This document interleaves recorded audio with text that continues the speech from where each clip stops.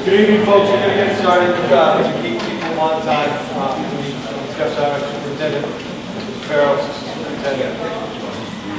Yeah, and we're having an echo. We're going to be live on. Are we live? Or are we no, just recording. Awesome. These are our folks from AI3. John Bates from Colliers. Fred Small, the chair of the building committee. We have a few folks. I haven't been able to circulate the room. I'm scheduling a fire watch for the high school tonight. We're having some alarm problems, so I'm a little distracted right now. So I haven't gotten a chance to see who's here, but thank you for coming again. This is a really important project. We're really pushing forward for a renovation, addition, and hopefully a brand new middle school. My choice is box number 3, but we have to go through the steps and talk to the community members of how we got to those steps.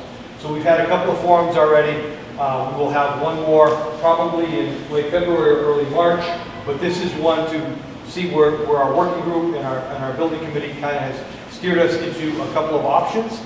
Feel free to ask questions of these folks as we progress through, and George and I are here as well. And again, thank you for giving up some time on a Monday night. I know it's the holiday time and it's getting crunch time, but this is a really important project for not only the students of Whitman-Hanson, but the community of Whitman as well. So, Troy, thanks. Thank you. Troy Randall, AI3, Julie Rahilly, also from AI3, John Bates from Colliers. We are going to hit a few subjects tonight. First is, we'll go through the schedule. It's repetitive. You guys have seen this before, but it's good to just show you as a reminder where we are in the process. The second piece is going through activities and milestones. You've seen this as well to show you where in the steps we are in the entire design process. Grade level configuration, auditorium considerations, just showing you interim results based on the last few polls. And the QR code is also on your table there. That will continue till December 19th. As well, we'll talk about some community opportunities for the site and the building. Next, we'll show you the development of options for the PSR for new construction and ad reno. And we will turn it over to John to give us a little update on where we are in the process and about the process. Yeah, thanks, Troy. So just a quick reminder, this project is being done in collaboration with the National Building Authority. Part of the grant funding program that they prescribe a very specific process, which we are in the middle of. You see that we're currently in the feasibility study right here, as it's highlighted. And next is the schematic design phase. So by March of next year, we're working right now during the PSR phase, as they call it, to narrow it down to one design option that we would carry into that schematic design phase. And with that, that's it. Turn it back to you, Phyllis. A little bit more of a visual for that schedule. We're right here in December. We showed this at the last forum, but we're working towards March 2nd for the submission of this preferred schematic report. Exactly what John said, we are coming up with all of these options right now with feedback from the building committee and a working group that we meet with regularly. And we'll share some of those options tonight of where we are with the goal of being able to select one that will move forward into the summer and continue to develop until the fall of 2023, which is when the community really plays a role and we have that vote to decide whether or not the project is funded and moves forward, or if the project just ends at that schematic design phase. And then previous community forums, we've had 2 so far. We know that the recordings are available through the Whitman-Hanson Community Access channel, so if anyone that you know couldn't make it, they can refer to that to watch them back, or review some of the PDF presentations through the school district website.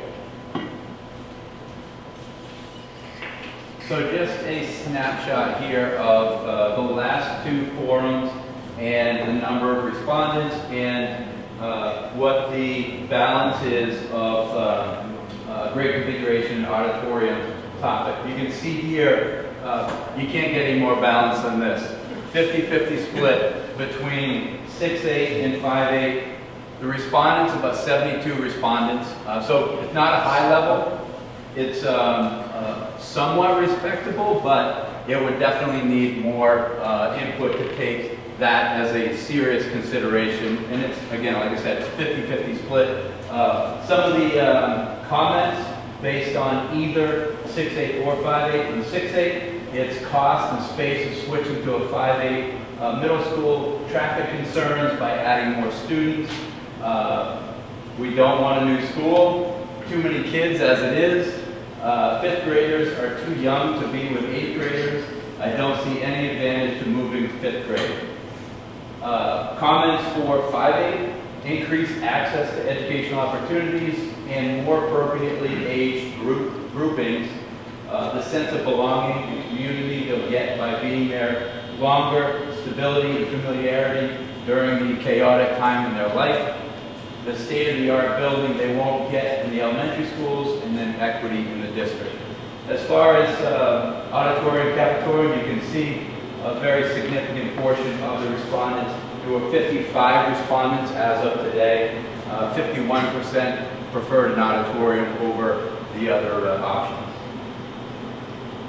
And that, as I mentioned earlier, the QR code is on the sheet in the table, and that will be open until December 19th. So spread the information and make sure that people provide their input.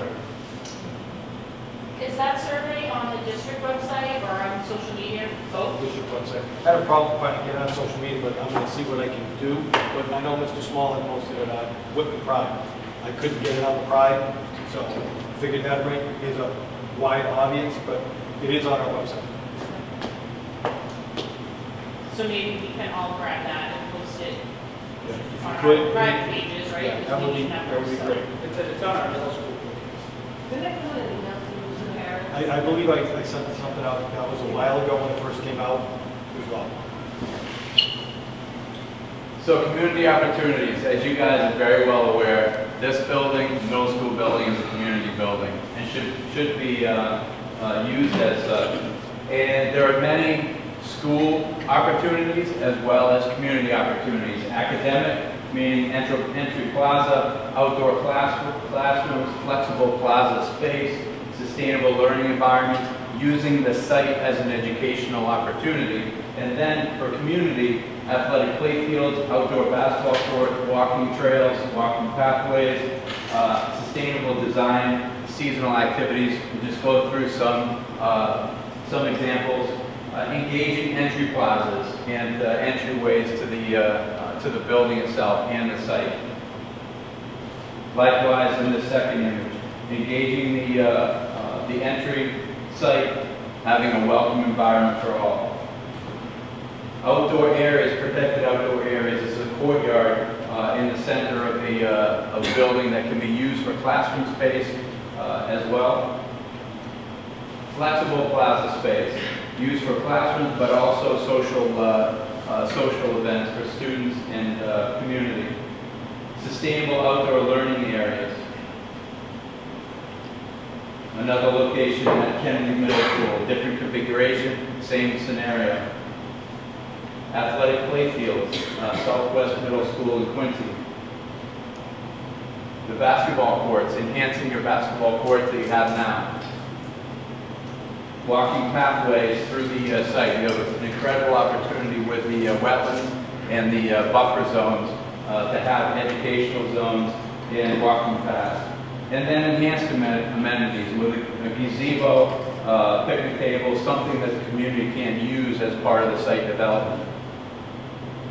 And then incorporating what would naturally be there, bioretention that's used for stormwater runoff, stormwater retention, maybe PV arrays in the parking lot, making sure that the site water and stormwater containment is used as an educational opportunity as well as something that's important to sustainability. And then who knows, farmers market, something that the site can be used on a seasonal basis and an opportunity for community use. And then the building as well. We talked about some of the building amenities with the possibility of the auditorium, gymnasium, fitness with camps, clinics, clubs. We know that the gymnasium here is used heavily by the community as well as a fitness space. Media center and student commons areas could be used for meetings, could be used for public events. and the Library Media Center as adult educational opportunities.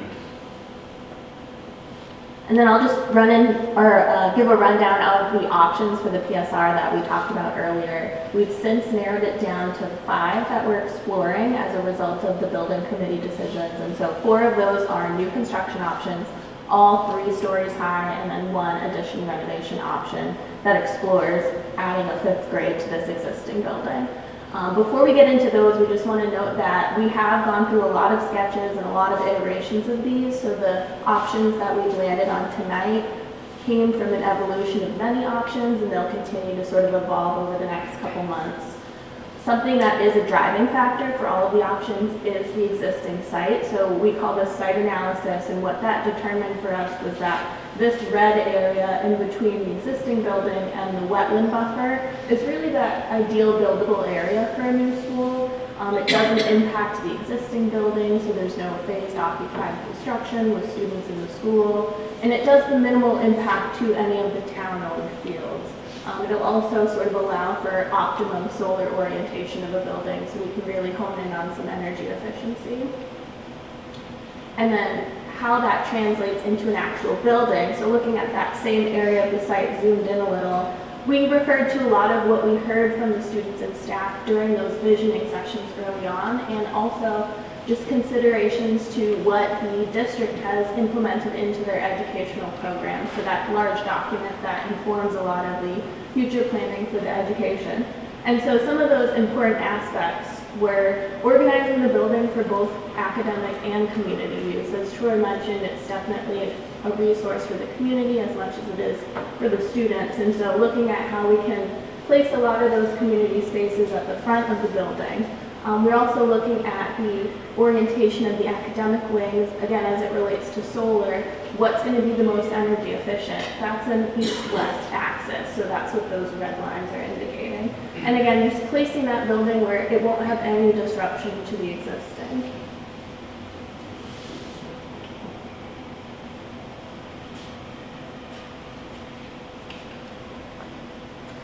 And then we looked at if we angle the academic wings a little bit, now we're able to create some protected outdoor space in between the academic wings. And we're also able to pull some of the building away from the wetlands so it's not just buried into the trees back there.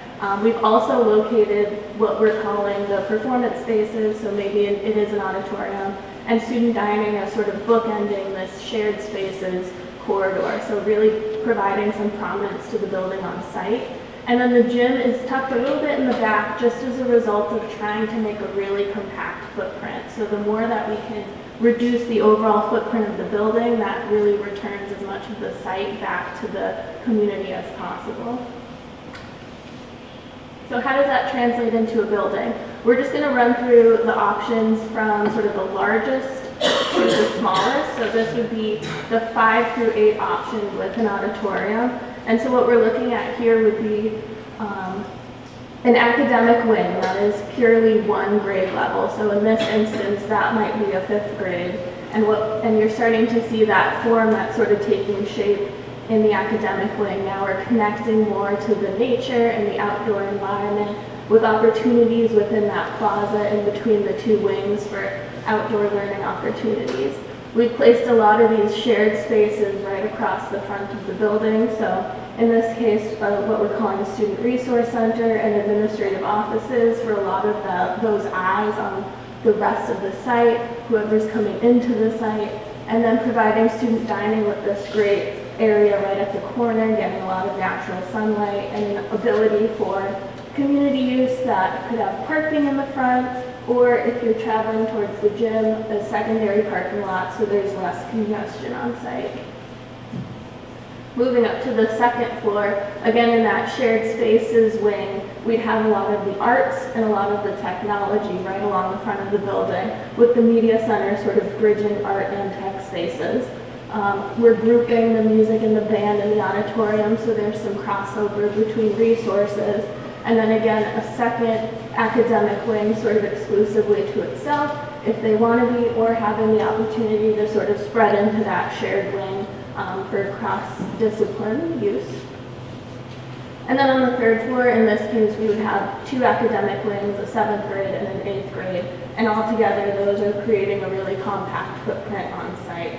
The difference between the 5 through 8 configuration and the 6 through 8 configuration in the overall footprint and the amount of land area that it would take up on site is pretty minimal with this kind of organization. We're just continuing to build up instead of out. And then we did these studies on maybe what the building might look like as a form, and this would be no indication of materials, there's no windows, we're just purely looking at sort of, are the massings balanced, is there sort of some flow along the front of the building, and then how much roof area do we have? Maybe we can implement some solar panels up on the roof. So just some studies for each of these options in a more 3D form.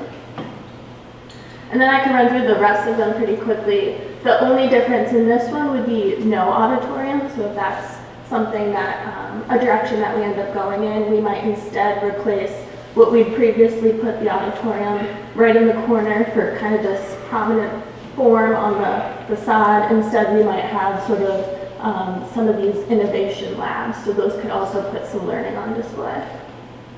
And there would be a difference in the size of the student dining area. We would have a cafetorium instead of an auditorium. 2 grade levels on the 3rd floor, and then a very similar massing. And then looking at a 6 through 8 option with an auditorium, again, very similar in this scenario. We haven't opted to sort of curve the secondary wing, but we certainly could, which again serves the purpose of sort of opening up this outdoor space and pulling the form away from the wetlands. Very similar organization on the 2nd floor with that sort of stretch of arts and technology across the front of the building and the academics towards the back. And then on the 3rd floor, because we don't need that 4th grade level, we're able to just sort of keep all of the program on that one wing, and the remainder of the space would be roof area that could be available for solar panels. And then lastly, for new construction, a 6 through 8 option without an auditorium. Again, very similar in this case, the stage and the cafetorium would grow the student dining at the corner a little bit just to fit both of those programs in. Same configuration of the academics in one wing. There are no collaboration spaces in this existing school, so that would be something that gets implemented in all of these options in the academic wings. And then again on the 3rd floor, consolidating a lot of that program to one wing. And that's how it is in the massing form. And then quickly as an ad reno option for 5th through 8th grade, this option, they would have to remain 2 stories just to match the existing floor heights of this building.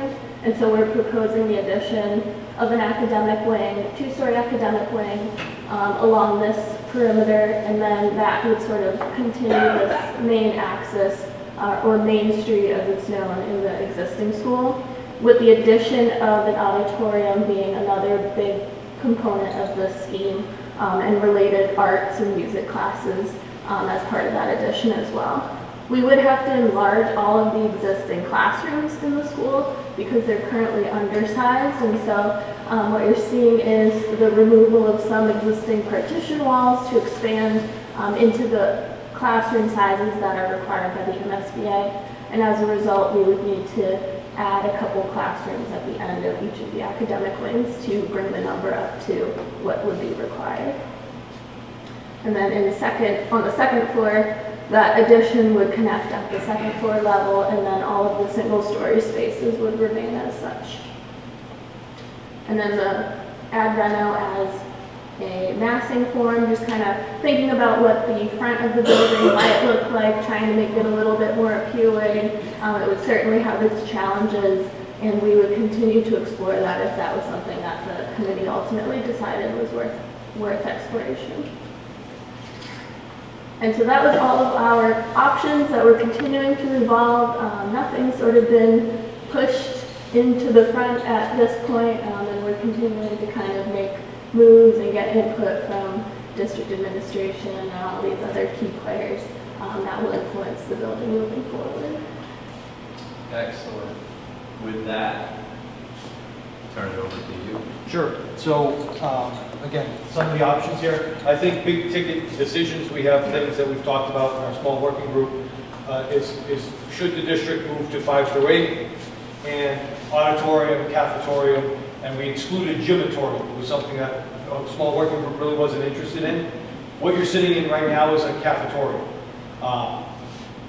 Again, George and I are going to advocate what we think is best for the district. I think the taxpayers of Whitman have to understand or do what they think is best for their pockets. And it's our job to inform folks of what is a reimbursable from MSBA and an auditorium is not. I think we said that at the first forum. There was some discussion back and forth. I don't think it's the appropriate thing because we can use the auditorium not only for a social after-school activity, but it can be a critical resource during the course of the school day for classes, for information gathering, et cetera, et cetera. One of the things Ms. Bates is going to do is survey our local schools or new projects that they've done, middle school specifically, and who has an auditorium and what do they use it for. And one topic that came up is, can it bring revenue back to the school or to the town? You know, renting it out to someone. So those are two big ticket pieces that the building committee has to decide on where to go. One of the things that I'm advocating with the building committee, sometimes a little back and forth, but I am the superintendent, is what I think is best for kids here, and I'm going to continue to do that. That's okay that we can have discussions sometimes and not agree. That's okay, everybody has their role on the building committee. But we're going to continue to advocate what we think is best for not only this 5 years that we might be in central office, but for the next 15 to 20. I hope this building will last for 50 years. That's what we're going to be signing off on, to say the building is supposed to last educationally and for the community for the next 50 years.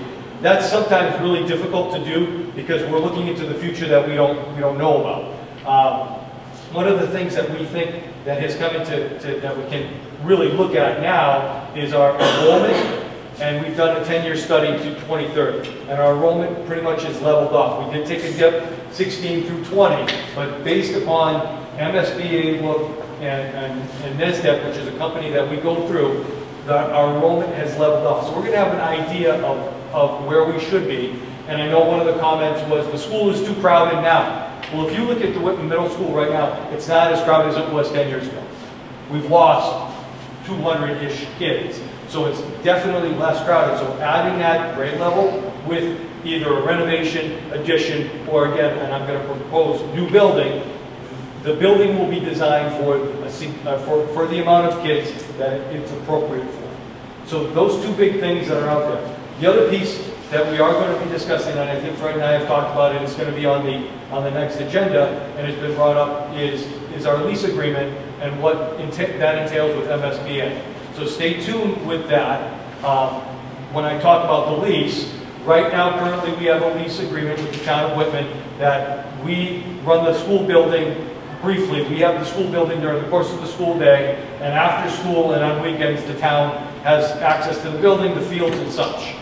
MSBA will not necessarily go along with that lease agreement. Okay? So we are working, our town attorney at Whitman and MSBA are having dialogue back and forth to say, is there any wiggle room around that lease that we have active now that George and I support to continue on, and MSBA is saying that's not acceptable in our, I want to say boilerplate, but they don't necessarily have a boilerplate, they have guidelines around a lease agreement. So we're working through that. That's one thing to kind of pay attention to, and it's going to be a discussion topic, because if we can't agree with a lease with MSBA, that means that we're kind of stuck in the water to decide where are we. So I think it's important for folks to follow that along. Again, our building committee, our town attorney is working with MSBA, but I'm under the constraint when I say I, as the superintendent, this is a Whitman building, it's a district project, we have district interest in that, but the building's not owned by the district. So working through the town attorney, the board of selectmen, trying to figure out how this plays out as far as the lease agreement and whether or not it can be modified and adjusted to so that it can work for folks in Whitman and it can work for the district. And I've said it publicly that I don't have an issue with the current lease agreement. That's not the issue. The issue we're having is that's not the way MSBA wants us to proceed. And again, it's a state body that's controlling our reimbursements. So there's people working diligently on that. However, that's out of our control right now. It's out of these guys' control, and it's in legalese with our attorneys right now. So I think that's still a hope that we can make some modifications. Otherwise, I don't know where we're going to go. Because if the state decides not to modify, I think I'm stuck, and that'll be a different conversation. Yes, ma'am. What if they want us to do? They want us to, well, MSBA, they want the district to have control of that property 24/7, 365. That's the boilerplate, that's the expectations for reimbursements right now. So right now, District, wouldn't they still be able to allow them? yes, but that's not the way the lease would be written.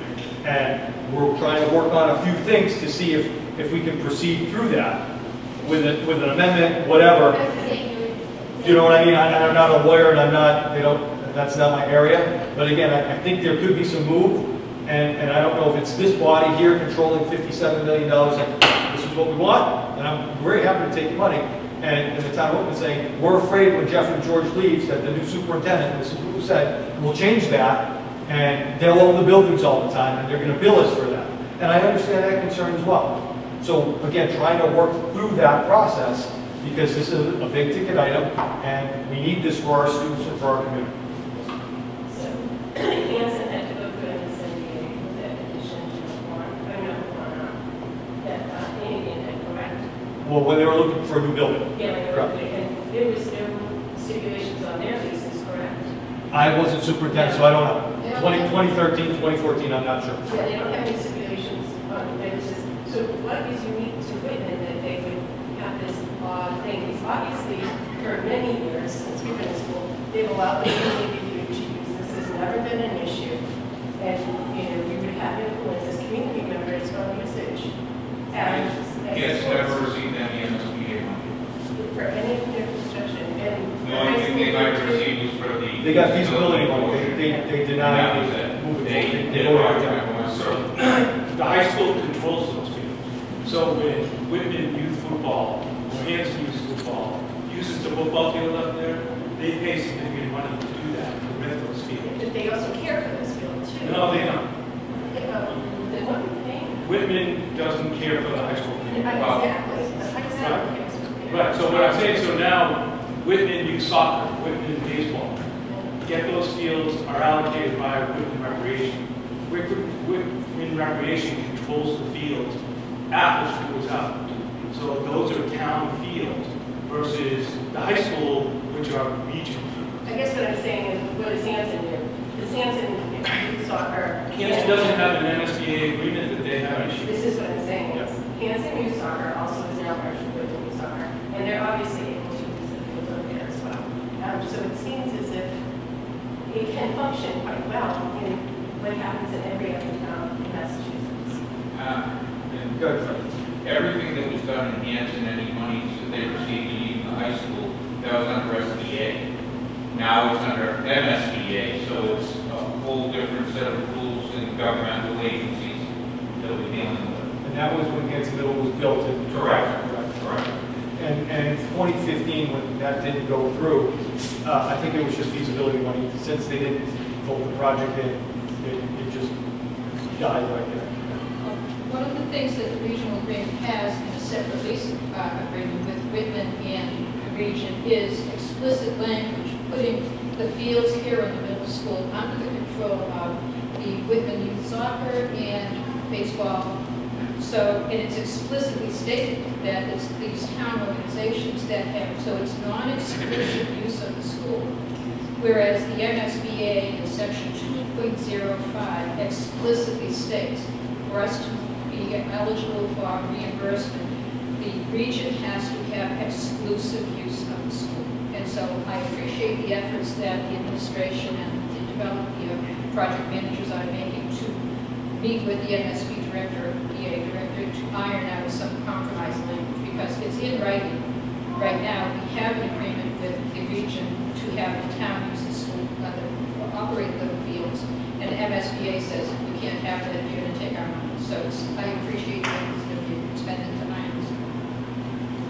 So again, when we talk, as we are talking through this, I think it's important that the committee knows that's a roadblock for us as well right now. You know, we can build this, and I think what AI3 and John has done is outstanding, and I really appreciate the building committee and the working group as we go. Not only is it the 5-8 decision, and I think that's an important one, because it costs, square footage costs, auditorium also costs, non-reimbursable.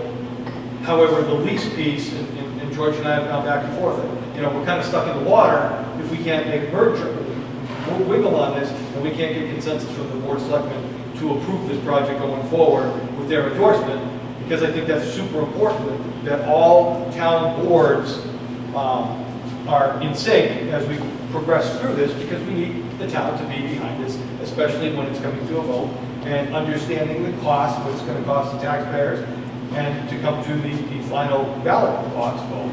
And there's people need to know the processes, how we got there. And this lease piece here is one thing that's going to be discussed next Tuesday again, and where we're at. And Mr. Bates has worked with MSBA and trying to get up to Mr. Driscoll, who's the big guy up there, to have this conversation to say, can we modify? What can we do along this way? Because our community, my community needs building, our district needs building, we need your help. Well, we have some stipulations in our regional agreement that we can modify as we go forward as well, because we're talking about that. The SO team is on that committee right now.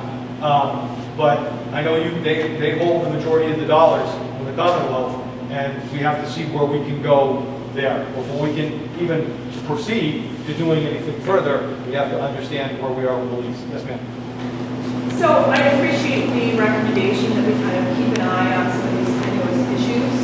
I feel like these community forums have been really well advertised. I think the turnout is disappointing, but people know that they're happening, and the dates are very visible. The dates of the building committee meetings are not visible, and I know that it's a bone of contention that these meetings are happening during times when so few parents can attend. But I'm not seeing like timely posting of the agenda. I'm not seeing any visible advertisement of these meetings happening, and they are a more integral part of this process, unfortunately, than these community forums where we're being encouraged to attend. So I would just request that we find some mechanism to keep those as a very central part of this process, and not kind of silo, hey, this one's for parents because it's at night. This one is where we hurry up and get work done, and nobody is paying attention and nobody sees what's going on. That's just my kind of observation as a newcomer to town politics, and I think it's really concerning.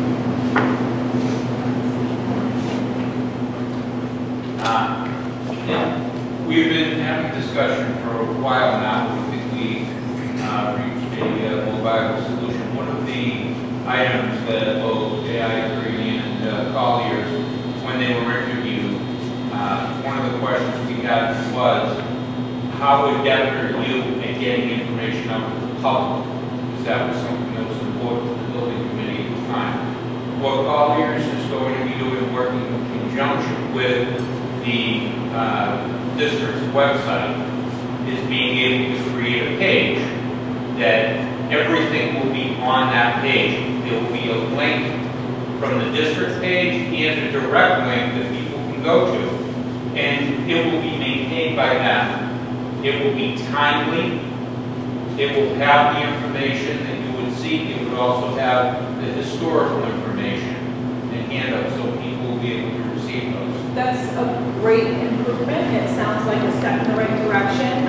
It also sounds like something that somebody has to go looking for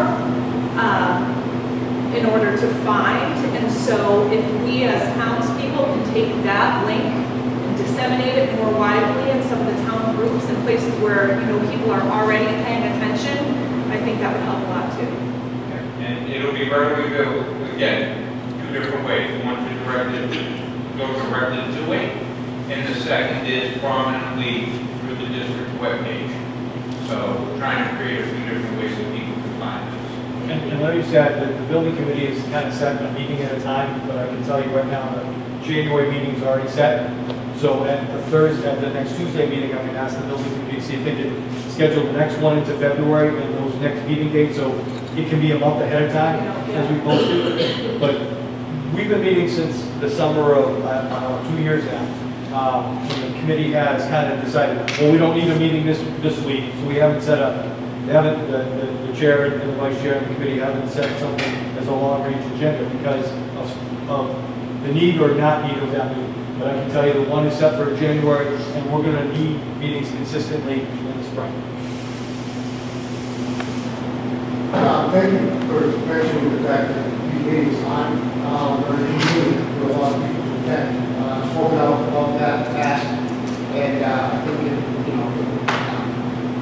I'm not satisfied, to be honest. I'm willing to continue on the committee and do what I can, but I do think it's imperative that we make these as convenient as possible for people to attend. So I appreciate that, and I hope we all continue to speak up, advocate for later meeting times for parents who attend these important meetings. The next meeting is next week. What's the next one, Tom? Next Tuesday. Is that the one with the vote is happening? No. When is that? What did you say? The vote was January, right? January. Yeah. I need a vote. So January is the vote. Yes. It will make as a voting committee that's ultimately making the decision. So that's a great question, because that's up for discussion as well. Because there's different information that I'm gathering from the MSBA. One is that any grade configuration decision needs to be addressed by the school committee. Okay? It's unclear, and we can't find any language who actually decides on the project. So I did a little digging in my regional superintendent's group, and it varies from town, regional community to regional community. Some have had, if it's a 3 or 4 person region, and you're building a building in one building, and multiple members from each town is on the school building committee. This is not the direction that Whitman chose when we put this building together, because I think of the uniqueness of our districts, that each town owns their property. So we kind of kept it to Whitman. That being said, there is no uniformity among my colleagues that have said, the school committee has the ultimate authority, the building committee has the ultimate authority. The one piece of evidence that I do have that we're working through, and again, it's a template from MSBA, is that any decisions on school, on grade configuration, has to go through the school committee. Patrick? The interpretation is that any changes in the Correct, that's correct. Any changes. configuration. If it's uniform, if it's a 6 through 8, and right now, again, discussion around the building committee is who's making that authority or who's making that decision. I think that's going to be a topic of discussion on Tuesday. Because the committee that, Anything that affects the school, ultimately the school. and again, there's very unclear direction from the state body. So I think we're muddling through that. Hang on just a second. My concern is that if there's a decision that's supposed to be made in January, which is only a few weeks away, and we're spending so much time debating the 4:30 meeting versus the 6:30 meeting, I completely agree those meetings aren't convenient, but there's not debate about the plans, whether it's 5 through 8 or auditorium. There is so much discussion about the 4:30 meeting and about whether it's building committee versus school committee to make the decision. We're not even making a decision. And I'm afraid, is it possible that that is going to lead to a stall in this project and that we're not going to have the decision in time for you guys to? Well, I think the building committee will make a decision. I mean, I think their people on the committee are sharing their opinions on that. I don't know if we've heard from our community, and I think one of the thoughts that came out was outside of this mentee was more of a I got a great, thank you for replying to my email or my survey the other day. Got the most answers I've ever gotten in my life, 1,200 answers, so, or respondents. So pretty awesome.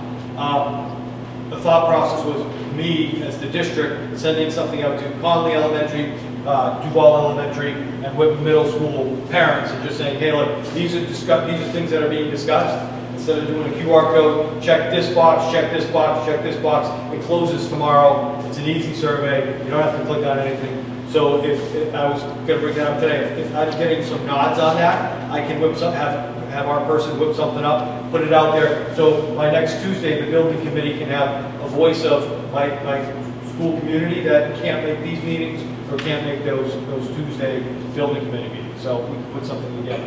But I think the committee will make that decision. That won't stall the project. I think, you know, in all honesty right now, the biggest concern I have about stalling this project is police. I think that would be okay. I'm concerned. Yeah, That's- but I am attorney and I do contract law. Yep. There's plenty of ways to fix that. So I'm sure there's opportunities. yeah, let Mr. Small hear from you. Yeah. And contact Nancy over at Whitman. See what we can do, because that's not my area. Right. I think we can advocate for what we want, and I think, and Mr. Galvin has said this all along. He's a supporter of everything that we've done, but he's very concerned about the taxpayers of Whitman supporting this project. And, you know, the staffer and I had a conversation, and you know, there are going to be people that are going to support no matter what we put out. We're going to have people that don't support anything. You know, they don't want a renovation or anything, and we have to talk to the folks in the middle and get their thoughts on what's out there. And I think cost has a lot to do with that, and whether or not we go with 5 through 8. And again, we can validate that opinion, and there's some differing opinion on that, cost or no cost, but we can validate that. The auditorium piece for us is, it's something that the community has to be on board with 100%, because it's a non-reimbursable, and I can only talk to them from an educational piece of it. I'm not a member of this community after school. You know, we're here a lot, but I don't have kids coming through the building, I don't have drama, I don't have those types of things. So I can share with you as a parent in another community what an auditorium means to my son who's in drama and my daughter who's in chorus. But I can't speak for this because it's an added cost to the taxpayers in the community. So, Leila. Can someone give us the breakdown of what the tax burden will be for each of those options? The 6 through 8, no auditorium, 5 through 8 auditorium. I don't think we have that. Do we have that? We have to consider that would be all of something, that as well, like moving debt from the high school. Yeah, whatever I those numbers are, think- maybe everyone's so worried about the cost, maybe having those I numbers. think just laid out. the block, and Troy was saying that'll come down later, but he can give you an estimate cost of what the auditorium would cost. You know what I mean? But I don't think you can put that together. Yeah, we don't, so typically a district uses their financial advisor, or hires a financial advisor that helps you through that process of identifying what the current bond rate is, what the projections are, et cetera, as well as using your own financial resources to work through that. That's something that typically comes out later in the process. And as far as we can go back to the slide that shows big picture costs based on the current cost data. Yeah, awesome.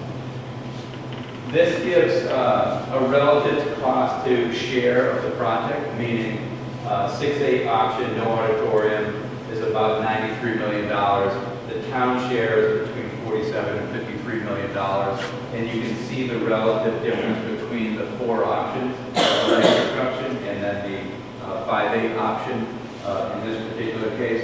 And that is looking at, this is also very preliminary and something that we're using based on historical data and other projects, other middle school projects, and the relative reimbursement of those projects based on the cost that's been identified by the independent cost estimators for each option. So that typically... So it's too early to drill that down and give the average homeowner a sense of what it would cost them. It's too early. It's too, historically, yes, it's too early. I know there's been information that's just trying to pull that together, but I don't think it's 100%. I think it's really premature. All right, I'll take a stab, because I'm taking several steps. Yeah. So one of the things that you have to remember is that it's a shot in time. Okay, think about how much the interest rates have increased in just the last 6 months alone. So if we were to do it right now, what would we get a bond at? You know, if we did it 6 months ago, we probably could have got a bond at like 3.5%. Now, can we even get it at 5%? We're going to do it in a year from now. What will it be then? We don't know. So, if we make some assumptions, we make an assumption that it's a 5% bond. We make an assumption that it's going to be a 30-year bond, okay? How is that going to impact us? So, going off of fiscal 22 tax, now the fiscal 23 just came out, so I haven't been able to rework it yet. But if we did fiscal 22, the average family home in fiscal 22 was about $385,000. That's what it was assessed at, okay? The average person paid about $5,600 in property tax to the town if you owned a $385,000 house. That's what you paid, okay? So if we were to take, I'm just going to do the two end ones, the 628 no auditorium. We're bonding about $53 million for that. That's actually up there if you look. 47 to 53, I did it on the high side, just to be safe. The average family tax will see an increase of $890 in the year. About 16% increase in your property tax. So think about what you're paying now. Whatever you're paying, multiply it times 16%, that's how it, this shot in time, just this one shot in time, okay? That's the minimum. That's if we did 6 to 8 no. If we do 5 to 8 with and on, we're bonding $62 million. The average family increase goes up $1,050. That's an increase of 18.64%. Just So quickly, take that. when you're doing that, is a relieving debt from other things that we're paying that has to be calculated. It is not just that It simple. isn't, no, that is true. That is true, So but we'll be leaving, the high school debt is going to be relieving, depending on if they take on, say, the building of the DPW and other things. There's all kinds of other components. the high school debt right It should go now, in. excuse me, can I finish? Reasonably, it should go Rosemary, into the can I next. I finish? hope that misinformation is like this. It's like scare tactics. It's not scary. That is only a little more than How is it $100. scary? Yeah. It's what it is. It's, the high school debt gets done in 2027. It's about $475,000 a year right now. So the town, for the 6 to 8 option with the auditorium, the town takes on a debt in the first year of $4.4 million. So if you're taking $475 out, it's expensive. There's no question about it, okay? So that's why, but it needs to get done. I'm 100% for this project. I wouldn't be on the building committee if I wasn't, okay? I'm still deciding. I'm for an auditorium. I want to get an auditorium, okay? I'm torn between 5 to 8 and 6 to 8. I actually find your numbers very helpful, because from your low level, which is what is the base, what everyone has to take, right, to do this, to the best option, if your opinion is 5 to 8 for an auditorium, it's only a little more than $100 a year. So you can get the best for. And again, thank you, John. And like Troy just kind of said, he goes, but there's so many variables right now. That's why we're trying not to say things and I shot in the dark at this particular. so that is, and I appreciate that, but it's out there as a number. And what Troy said. So ma'am, in the back. I have 2 questions. One is whether anyone in this room knows what the estimated cost for a new DPW building stands at right now for the town? I'm also on the DPW building committee. We don't have estimates yet. We just hired the designer last meeting, so we're not there yet. We're probably at least 3-4 months away of knowing.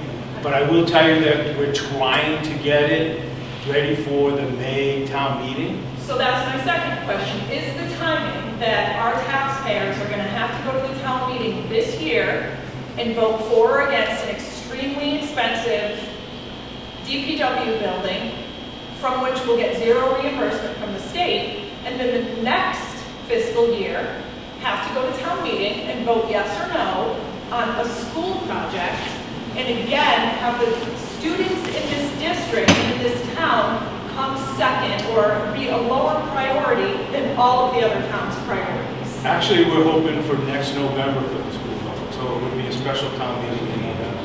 But there's a very strong chance that DPW is going to take precedence and get voted through prior to this school project, yes?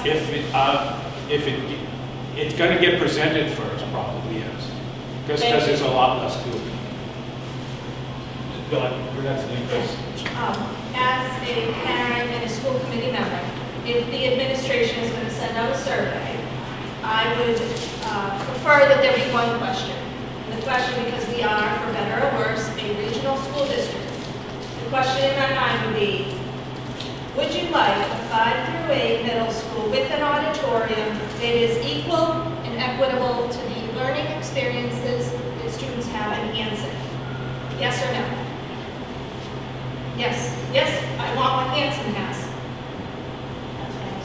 Chris, good. So I appreciate the concern there, but I've lived in this town my whole life, and I'm always hesitant to pit one department against another or whatever. The DPW has been in dire need of a new building for a long, long time, and they've taken a back seat to a lot of other projects in this town. So, you know, I just want to say that out loud, because I don't see this as necessarily something we're competing against the DPW for. I think both projects we're in dire need of both projects, and I want to do the best I can to support both, because they're both going to benefit our community for a long time to come. And I think it's like what Rosemary said too, there are multiple factors that go into this. For example, we remember when we built the police station at the old Holt School. I do live here, so we built the police station at the old Holt School. We did that without actually raising taxes, because we did it out of free cash for about the first 13 years. That did strap the school department and other things at that time. However, so when it says it's going to be this much money at the outset, like John was gracious enough to provide those numbers, there are still other factors that go into that. So I think we all need to make sure that we remember that, because that's what we've done in the past also. But we also need to remember that we were told that we need a capital override, that we need to invest in our buildings, and that we need to update things when we did take in the Collins Center. So we've been told we need to build new things, and that we'll probably have to pay more than that, because infrastructure is old and crumbling in multiple places. DPW is one of them, and clearly this school is another. The 5,500 average that the town of Whitman pays on average is one of the lowest in the county. Yeah, I think there's only 2 or 3 towns in the county that have a lower average than we have.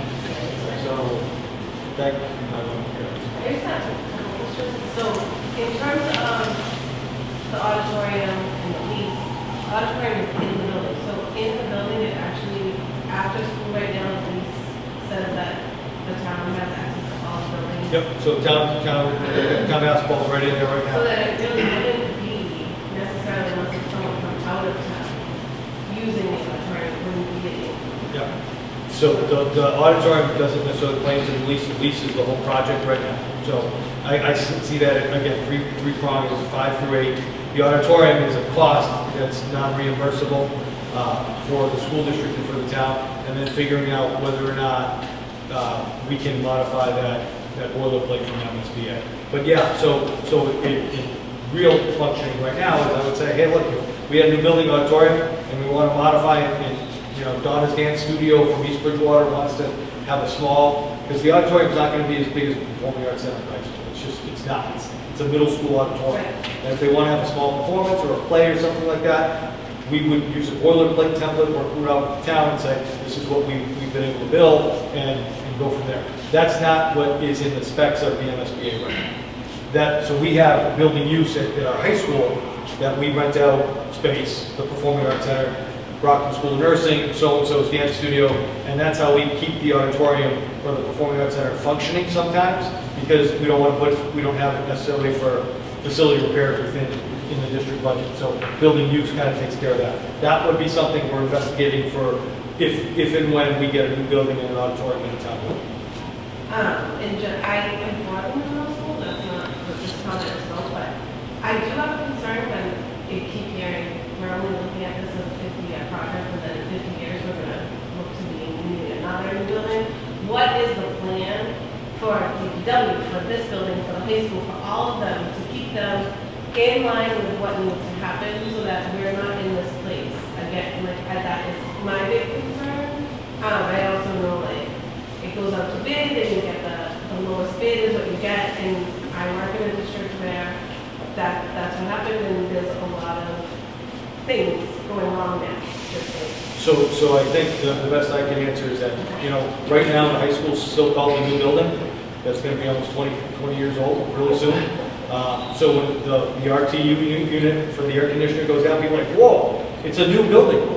No, it's 20 years old and it's general maintenance. So our facilities folks keep up. This building was built in 72. 72. So this is, and I'm not kidding you, when the MSBA came through and said, who's your facilities guy, because he deserves a medal because this building should have been renovated at least. And the town did vote a renovation addition, voted some things in years ago.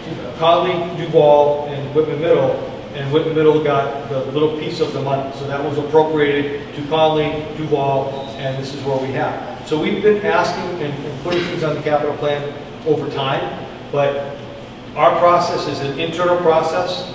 So when our capital committee votes, or our as we call it now, capital and operations committee, which Ms. Byers chairs, we will put together a capital plan. Then we bring it to either town, to their capital committee. It happens to meet tomorrow night.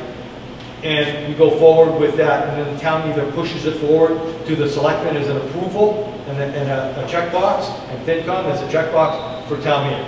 So over time, I think in our 5 years, we put in some capital projects, especially for Duval, not necessarily for here, because again, we were in a statement of interest to try to get a new building, so we didn't want to dump a lot of money, but we did dump some money here for HVAC because of some of the mold issues we had, some fans to help that issue. So looking at a 50-year process for a building is probably, once you push past 50, you're going to be heavily into renovations or things that need be. So yeah, Conley Wall might be up next. I don't know when those were built or how much money you want to invest in the add-ons or the things that break.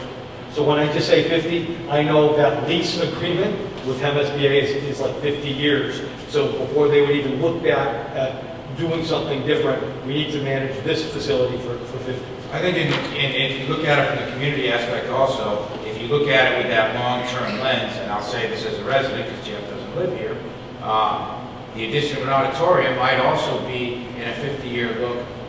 What is the lifeblood and what is the life expectancy of the town hall as far as a large public gathering place? So I think when you think about something that says, is an auditorium a community piece? I think you also have to look at the other pieces in the community to say, what is the life expectancy of those things? I know that in Hanson it's a voting station, the Hanson Middle School is a voting station. I know that Hanson Middle School is where they have their town meetings. So those are some of the things that might go into, or have gone into some of the discussions that we've had that maybe are not specific to the everyday operation of what's best for adolescents, but still has to go into what's best for the town. Again, I'm only saying that because I live here. That's not just. And one of the things, just to piggyback on that, what we found out in COVID, because we thought we might be able to use the high school interior as well as exterior for town meeting, there had to be special dispensation to allow that because the high school itself is situated in Hanson. So for Whitman to have town politics or anything there, you have to get dispensation from the state to do that. So that was one of our thoughts too to present here is 50 years down the road, and again, I don't live here, looking at a community space for the town. And when I say this is an academic area and then as a community area, that's where I say it's a community piece. I'm sorry, go ahead there. So going to these options, change a little bit. So why is the ad reno so expensive? And why is that even on the table? So we, by MSBA direction, we have to throw that in there. That's their rule. So we put that up there. That's right. Yeah. I mean, not that this isn't cool. But I think part of that, Joe, you can answer that. Yeah, a lot of the costs are driven by the phasing and the complexity of the unknown and what you'll find within the existing building. And just as Julie said, in a few community forums ago, we presented slides based on the analysis of all the systems, the architectural components, the MSBA regulations as far as size of classrooms, size of spaces, and how many spaces were not in compliance. And so this building, there are, the majority of the spaces are non-compliant as far as square footage. So when Julie was talking about the ad reno option, the majority of the building needs to be demolished internally in order to resize spaces to accommodate the regulations. And you're also talking about a building that is occupied, so needing to just take off smaller portions of that building at a time to renovate and then move students, renovate, move students, is a duration of almost 4 years of renovations to this building. So that's where you get a significant premium on cost. You made a good point, Jeff, that when you say auditorium, I think we all picture the high school auditorium, this big giant thing, and everyone says, well, why do we need 2 in town? But it's important to note that this is a smaller setting that can meet different needs, that a small venue isn't going to rent out that giant auditorium, but maybe we rent out a smaller auditorium, right? So I think everyone needs to remember that we're not talking about just repeating something that's already in the district. We have in our old slides, if it was 628, it's like 360 seats in the auditorium, and if it's 528, it's like 450. I think the high school is 800. Yes.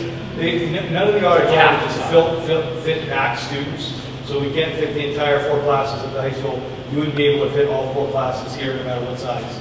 So the specs of that is such that you would get an auditorium for 6th grade of 385, 400, and then the same add on another 100 for the 6th or 35. One more thing, John, did you say that there's only 2 or 3 towns in our state that have taxes lower than we do? No, in Plymouth County. So there's 20 towns in Plymouth County, and we're like third from the bottom as far as what our average tax. So all the people that are screaming about how high women's taxes are so high, apparently not. Those numbers top. I think Ms. Conley gave something out 2 years ago. 2 years ago, you don't go Plymouth County, you go from the largest hub like Boston, and you do a circumference of 20 miles, and we have the cheapest 20 miles from Boston. And I think it's 40 miles from Boston if you go out. And I think there's a map I can send to you that shows you, and it gets updated all the time. And it does depend on split rate. If you're split rate, some people put it on businesses more than others. But if it's non-split rate, we're the cheapest 40 miles from Boston. We are the best deal in Massachusetts. And we really are. Apparently we also get what we pay for too. If this you have to invest. This is what we're going to get. We have to invest. We have to look at how we invest. You're right. It's a shared, there's a reason we need a capital override.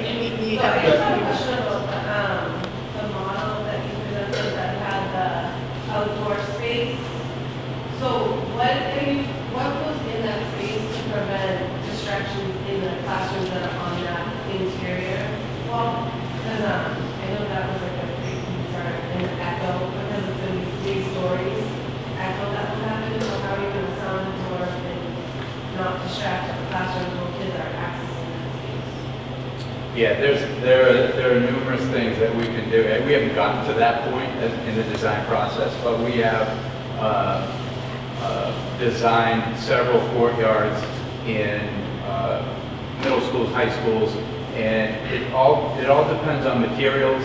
It all depends on both horizontal materials and vertical materials and the volume of space in that environment or in that courtyard.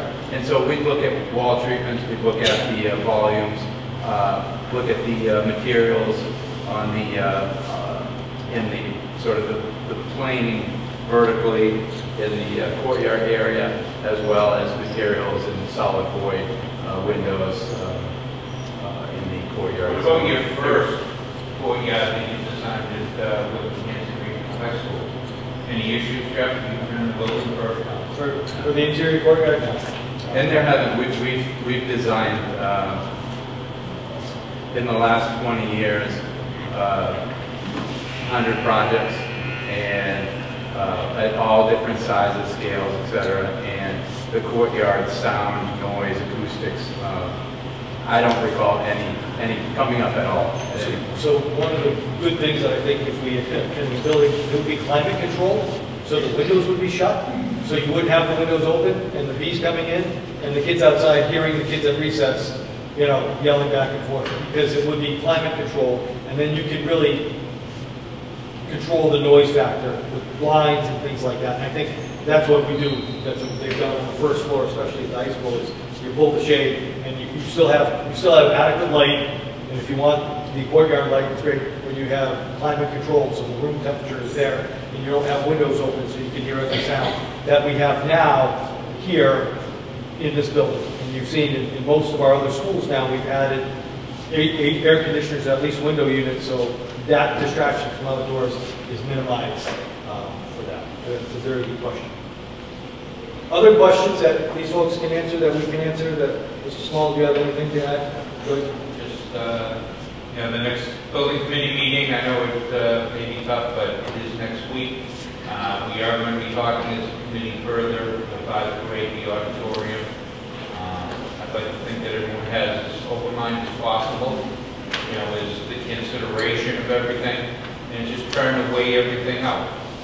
You know, to be able to put forward a project that is definitively needed no matter what this building's done. And the biggest fear is we get so far and the people say no. And that's happened historically here a few times in Whitman. So we want to try and make sure that we can bring it home through the finish line. But every option, everything, everyone have an open mind, have every consideration possible. So you will be getting a survey from me in the next couple of days. So, and it's going to be a quick turnaround. So I know myself, if I don't click on it right away, I forget about it by Friday. So it'll be a quick turnaround. I'll send out another reminder. So if we get blasted out by the end of the day tomorrow, I'll say it's due by the end of the day on Friday. I'll send out another reminder on Thursday and say we can go. Chris? And there's nothing saying we can't share this to our... Absolutely not. Send that. Get more well, feedback, right? So if we all send it off to a 10, please do. something like that. That would be great. Okay, anything else? I appreciate you folks coming out again tonight. Sure. We talk about all this, how much it costs, whatever, and we've identified that we have very bad infrastructure. We haven't invested. That's why we have such a low tax. We haven't invested in our schools and our buildings. So what happens if we don't do this? Like, do we have outdoor schools? I mean, like, what's the buildings, the classrooms aren't fitting the needs of the students. They're not, what's the alternative? There's no alternative to doing this. It's something that really needs to be pretty clear. And we've had discussions about having a little bit more of that information. It's roughly 55, 60 million. Yeah, just about $56 million. $56 million for us to be able to bring this building into a compliant code. Never mind renovate, just to bring it up to code. So we don't have an option. Okay, we really, no, there is no option. Because that's more than building a new building. Yeah, Exactly. So How could it fail the booth when you say, guys, we don't have an option? Without We need that information. Yeah, they need that information. We don't have an option. We're going to You're gonna pay either way. You're gonna pay either way. We're going to pay either way. Let's do it right so that at least our home values are better. what we've got to do is we've got to get it right over the next 2 months. We've got to get it right. We've got to make sure that we have all the information that we can gather. Oh, yeah. That, you know, everything is, how do you say it, logical. And then, you know, push forward, and then it's the race to November. You know, and hopefully we get the lease. This brings up my next question, which is connected. And somebody brought this up earlier. The two projects at the same time, with one coming in before the other without any support, would stop something that we absolutely need. But it would hamper it. We would want it to be in reverse, wouldn't it? Wouldn't you want the school building to come in before the DPW building? And the reason for this is one of the things that was said by the Collins Company, which is the group that we hired to do our capital, is there's a way that you judge how you determine capital. And that is how many people does that building service? Thousands of people. every single day are service to the school building. Whereas a DPW building, as much as we really do need it, don't kid yourself, we do, only services only has physically about 10 people in that building every single day. So under the criteria of a Collins report, that is that should be a criteria that should go first. The school building should be first. And I'll answer that. Number one, we're under the constraints. MSBA is the one that set up the timeline. They're the ones who set this, not us. This is when you can do your submittal. This is when your preliminary schematic design needs to be in. This is the date we're going to meet on it. This is when, so it's March 2nd, I think, is the schematic design. The Preferred schematic design. They're the ones who set that. So there's no way we could go to a town meeting because we just don't have the information necessary until November. That's the soonest. As far as the DPW project goes, I look at the two of them running in conjunction with each other because that is so sorely needed. So we should just do one clumped in capital override for both buildings? Well, I don't think you can. I think the MSBA needs to be separate.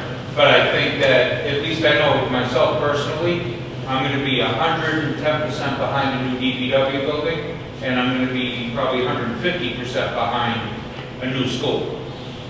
You know, so both are so sorely needed. Just for one, so I don't know the DPW. I think I became principal in 2010, and somebody was talking about the DPW back then. So when George and I started July 1st, 2018, within the first 6 months, we put together a team to do a statement of interest, which we submitted to the MSBA. MSBA brought us to Boston in December of 2019 and took us our first shot at the apple. There were people, and I've said this before, because it still gives me chills, there were people around that have been there 5 times and got shot down.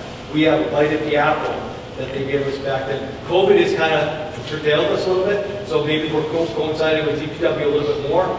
But this is, once we got into it, once they approved us, they give us the timeline of what we have, and that's their timeline. So I don't want to deviate from that. I know it's running parallel, but again, when we came in, you know, George lived this. I've been over here. We saw a need. We wrote it. It was well done. They came out. They looked at it. They said, "Yep, you have a project." They approved us again. First shot at the apple. School districts have been there multiple times for their schools. They saw the need, and I'm hoping that the committee sees the need. It's a definite. You know the cost now. Superficially, what it would be if this didn't go through. You're going to have to spend $50-some-odd million to bring it up. So I think we're going to continue on that conversation of what's best for the community. You're going to hear from us what's best for what we think is best for kids, and then advocating. Sir? I think that's the angle you're going to have to go, because for most people when it does go to a vote, people come out of the woodwork and will just vote, you know, because they don't want the tax to go up. Yep. But if you know that it's going to cost 50-something million just to bring it up the code, like, we're going to be spending that regardless. So there's certain angles we have to push here. I think that's one. And then the other one would be the taxes that we pay, like Rosemary said about the 40-mile radius. Like, everyone's complaining, oh, my tax is going to go up. Compared to other towns in the area, you're going to be lower than most people. So those are the 2 angles. In this time, if anyone knows the votes in the past, that's the 2 angles you really want to push. Because we're all for it, like everyone here's for it. You don't have to convince us for it. It's everyone else that shows up at the town meetings and votes everything else down. So. Thank you for that. I appreciate that. Yeah. And especially, if you look at the DPW and the new middle school, you've got 2 broken legs. Do you only fix one? You got to do both. You have to cap on both. That's a great analogy, but if somebody's thinking about money, you have a DPW in a middle school. If you do a middle school, you'll increase the value of your home. If you do a new DPW, you won't. But it is service to everybody. That's a romantic. That's a very romantic. I'm talking about finances. That's my vision. I would agree with you. I would agree with you, and I'm not saying no because I've always said we need a new DPW building. But in terms of money back and investment, and if you're just looking in terms of your own investment, when your schools are good, the value of your home is better. And that's it. Your buildings are new. People want to buy into your community. That's all. Right. And each community has their own nuance and things like that. Yeah, that's all I'm talking about. Right. That we're speaking to people that are concerned about their own personal finances, that this is an investment that you have. thank you all for coming tonight. Watch out for the survey and pass it along. Have a great night. Drive safe.